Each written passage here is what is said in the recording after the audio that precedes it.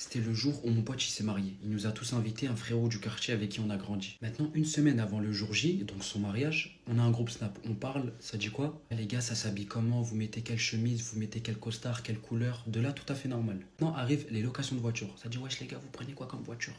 Petite parenthèse, je fais partie des rares hommes sur cette planète qui ne portent aucun intérêt pour les voitures. À vrai dire, je m'en pète un rond. N'hésitez pas à vous abonner les frères, ça fait plaisir, on est bientôt 600 000, je compte sur vous les gars. De là, t'en as un, il dit ouais je vais prendre un RS3, l'autre classe G, l'autre Brabus, l'autre un classe S, je comprends rien à leur charabia Mohim, je calcule pas, tranquille, ils font leur kiffance. Arrive le moment, ils me disent quoi? Ouais mais dis, tu veux comprendre quoi comme voiture du coup?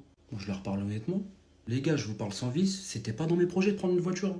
T'en as un, il me dit quoi? Ouais, fais-toi une kiffance, tu vas kiffer, tu vas voir rien, t'inquiète, prends la RS3 avec moi. Je fais ok, vas-y, y a pas de galère, je pose avec toi. Donc je confirme. Donc moi qui connais rien en voiture, je fais l'erreur de confirmer. Je dis ouais, vas-y, tranquille, vas-y, je prends avec toi. La journée elle passe, arrive le lendemain, ça relance. Le frérot il me dit quoi? Ouais, mais du coup, tu me fais un virement, c'est comment? Je dois aller voir le gars là. Je dis ouais, y a pas de problème, je te fais un virement de combien du coup, c'est combien? Il me répond quoi? Ouais, envoie-moi 600 €, c'est carré. Hein? Rassure-moi, tu l'as pris pour 2 semaines. Bah non, c'est pour 2 jours. Moi je l'arrête. Je lui dis quoi? Ok, mais du coup, la sadaka, tu comptes poser combien? Il me dit 50 €.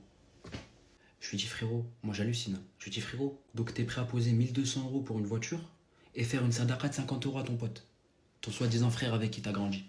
Il me dit bah ouais, y a quoi? La sadaqa c'est un petit geste, tranquille. De là ça s'embrouille, ça part en débat. Ouais mais dis, t'es pas un homme, tu veux pas dégainer un fer pour ton frère, il se marie, c'est le minimum. Et à moi qui essaie de lui faire comprendre frérot, le prix que tu vas mettre dans le fer, je préfère le donner en sadaqa. Moi je comptais lui donner une sadaqa de 500 €.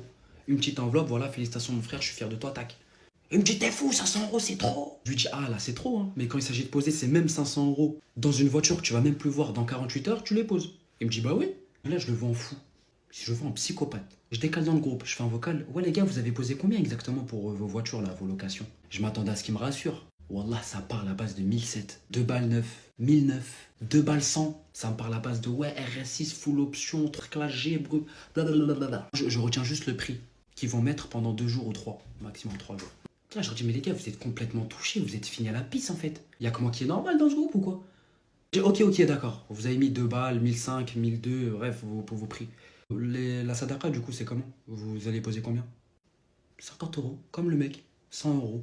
Moi, je leur dis, mais 50 €, vous foutez de ma gueule ou quoi? C'est un anniversaire, là, on parle d'un mariage. Il a grandi avec nous. C'est le plus beau jour de sa vie. Et ça, vous avez pas honte de poser cette somme? Je sais pas quoi, c'est normal. C'est un petit geste tranquille, tu donnes un petit billet, boum. Si tout le monde fait ça, c'est déjà beaucoup. Je dis, mais bande d'enfoirés, la somme que vous posez pour des voitures là, juste pour vos stories Insta et pour mettre de la musique et pour prouver, mettez-le dans les sadaqa. Et si vous voulez dégainer un fer à la rigueur, faites en sorte que la sadaqa, vous vous faites pas passer pour des rats. 50 €, 100 € pour un frère que tu soi-disant t'estimes. Ils me disent, non mais dis, t'es touché ou quoi? Quand il y a un frère à nous qui se marie, obligé, on sort le fer. Là, ça se retourne contre moi. Alliance des psychopathes, des starbés de voiture, des fans de voiture. Mais t'es touché, comment ça ton frère il se marie? Tu sors pas un fer, c'est obligé, tatachi, ça va être mal vu, tu vas te débarquer avec ta voiture.